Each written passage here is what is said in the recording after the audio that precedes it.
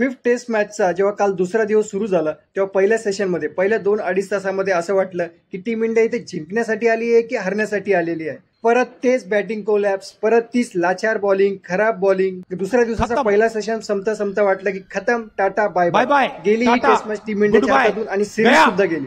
पण दुसऱ्या आणि तिसऱ्या सेशनमध्ये दिसलं ते टीम इंडियाचं कॅरेक्टर, दिसली ती इंडियन बॉलर्सची जादू.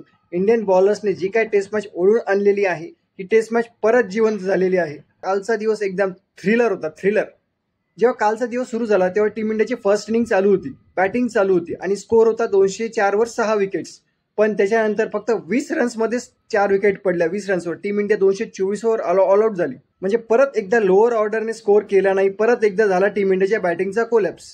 टीम इंडियाकडून फक्त एकच 50 होती, ते पण करुण नायरने 57 रन्स केले होते. बाकी कोणाची 50 वगैरे नव्हती. चला मानलं की बॅटिंग पिच डिफिकल्ट होती, पण जेव्हा इंग्लंड बॅटिंगला आली, इंग्लंडची सेकंड इनिंग सुरू झाली, तेव्हा झॅक क्रॉली आणि बेन डकेट यांच्याकडे बघून वाटलंच नाही की पिच काही डिफिकल्ट वगैरे आहे.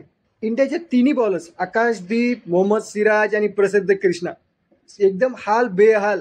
फक्त 7 ओव्हरनेच इंग्लंडने आपली 50 कंप्लीट केली होती आणि जवळपास 12-13 ओव्हरमध्ये त्यांचे 92 रन झाले होते, एकही विकेट नव्हती. म्हणजे जी स्टोरी 4 टेस्ट मॅचमध्ये झाली होती, इंग्लंडच्या पहिल्या इनिंग्समध्ये या दोघांनी जवळपास 150 पेक्षा जास्त ओपनिंगची पार्टनरशिप केली होती. बॉलिंग एकदम लाचार होती. पण 92 वर कशी बशी बेन डकेटची विकेट पडली. आकाशदीपने त्याला आउट केलं. बेन डकेट एक उलटा पुलटा शॉट मारण्यामध्ये आउट झाला. आणि पहिलं सेशन संपता इंग्लंडने 106 रन्स केले होते आणि फक्त एकच विकेट पडलेली होती.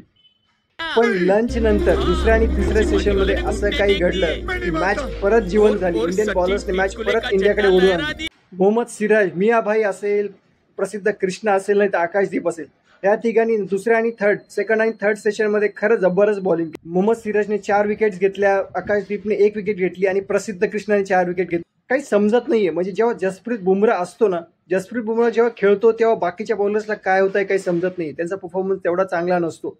पण जेव्हा जसप्रीत बुमराह नसतो तेव्हा मात्र बाकीच्या बॉलरचा परफॉर्मन्स काहीतरी वेगळाच होऊन जातो. शेवटी first इनिंग्समध्ये England he 247 were all out झाली. 247 वर त्यांच्याकडून झॅक क्रॉली आणि हॅरी ब्रूक या दोघांनी 50s केल्या. बाकी एवढे काही स्कोर करू शकले नाही.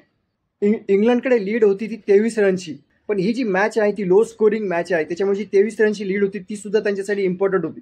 आता इंडियासाठी इम्पॉर्टंट होतं की बॅटिंग चांगली करणं. जी फाईट बॉलर्सने दाखवली ती फाईट इंडियन बॅट्समॅनला दाखवायची होती.